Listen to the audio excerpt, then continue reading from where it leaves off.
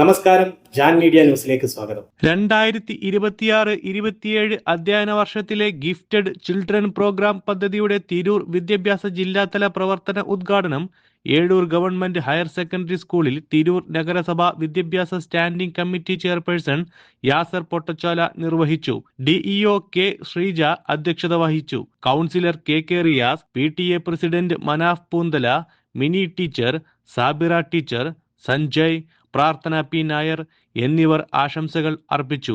Diet lecture doctor Rachana സ്വാഗതവും programme coordinator K Hasan master നന്ദിയും രേഖപ്പെടുത്തി. പദ്ധതി പൂർത്തിയാക്കിയവർക്കുള്ള സർട്ടിഫിക്കറ്റുകൾ ഡിഇഒ വിതരണം ചെയ്തു. ഗിഫ്റ്റഡ് സ്റ്റുഡൻസ് ഗിഫ്റ്റഡ് ഫ്യൂച്ചർ എന്ന വിഷയത്തിൽ story tellers club CEO Nisar Pattuvam class എടുത്തു. CM കിഡ്സ് UP സ്കോളർഷിപ്പ് നേടിയ തിരൂർ വിദ്യാഭ്യാസ ജില്ലയിലെ ഏറ്റവും മിടുക്കരായ 40 വിദ്യാർത്ഥികളുടെ ഒരു കൂട്ടായ്മയുടെ ഔദ്യോഗികമായ ഒരു തുടക്കമാണ് ഇന്നിവിടെ നടക്കാൻ പോകുന്നത്.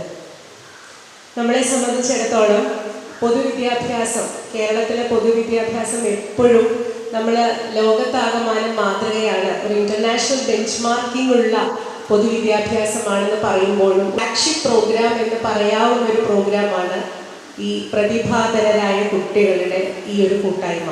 തുടർച്ചയായി ഇത് നിങ്ങൾ പങ്കെടുക്കേണ്ടതുണ്ട്, നിർബന്ധമായും. അത് വീണ്ടും ഞാൻ റിപ്പീറ്റ് ചെയ്യുന്നു, ഒരു ക്ലാസ് പോലും നിങ്ങൾ നഷ്ടപ്പെടുത്താൻ പാടില്ല. അത്രയും വാല്യൂ ഉള്ള ക്ലാസ്സുകൾ മാത്രമാണ് നമ്മളിവിടെ നൽകുക.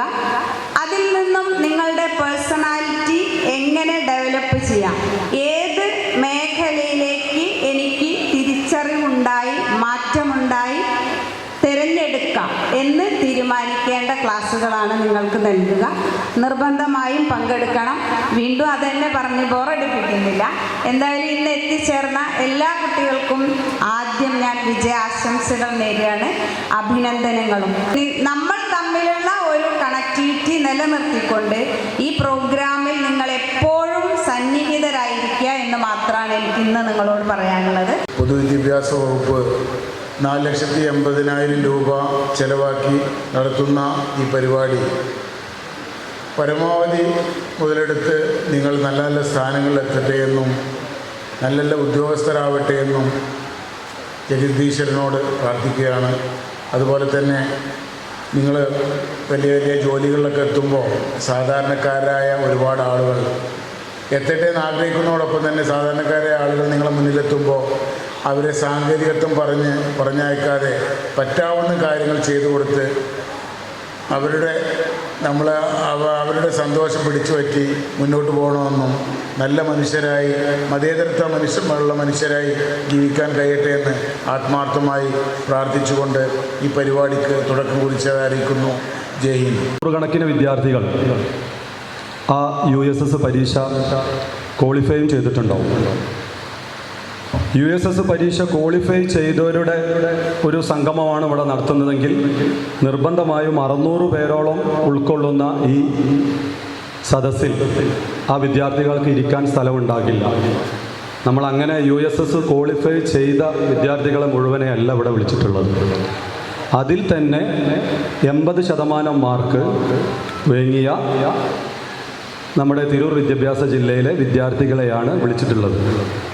അപ്പോൾ നിങ്ങൾ മനസ്സിലാക്കേണ്ടത്, ഓരോ വിദ്യാഭ്യാസ ജില്ലയിൽ നിന്നും 40 പേരടങ്ങുന്ന ഒരു ടീമാണ് ഗിഫ്റ്റഡ് ചിൽഡ്രൻസ് പ്രോഗ്രാമിലേക്ക് പങ്കെടുക്കാൻ സർക്കാർ നിശ്ചയിച്ചിട്ടുള്ളത്. നമുക്ക് ഈ കിട്ടുന്ന 3 വർഷം ആ സമയം മാസത്തിൽ ഒരു ദിവസമാണ് നിങ്ങൾ ഇതിനു വേണ്ടി മാറ്റിവെക്കേണ്ടുള്ളൂ. 8ാം ക്ലാസ്സിൽ നിങ്ങൾക്കൊരു ആശങ്ക ഉണ്ടാവും. ഇപ്പം ഈ ഒരു ടാസ്ക് നിങ്ങളെവിടെ എത്തിക്കുക എന്നുള്ളത് വലിയൊരു ടാസ്ക്കായിരുന്നു.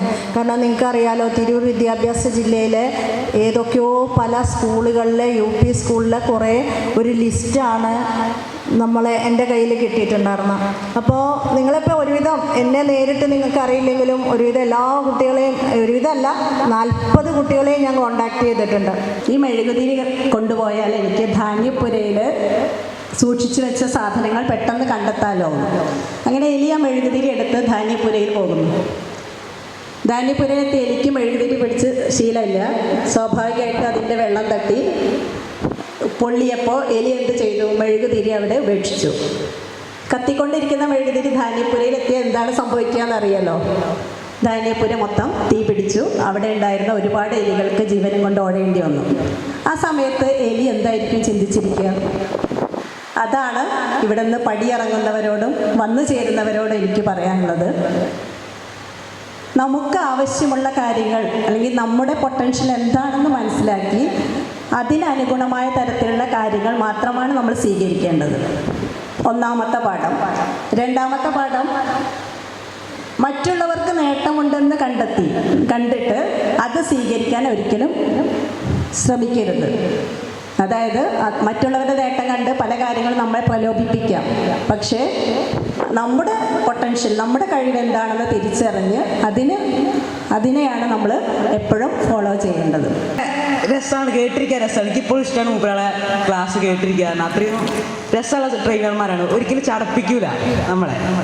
അങ്ങനെ ഒരു വൈബുള്ളൊരു ക്ലാസ്സാണ് നമ്മളിത്. പിന്നെ നമുക്ക് ഒരേ വൈബുള്ള കുട്ടികളായിരിക്കും, സീനിയേഴ്സ് ആയാലും ജൂനിയേഴ്സ് ആയാലും ഒക്കെ എല്ലാവരും ഒരേ വൈബിലായിരിക്കും പോവുക. എപ്പോഴും നമ്മളോട് ഫ്രണ്ട്ലി ആയിട്ട് തന്നെ.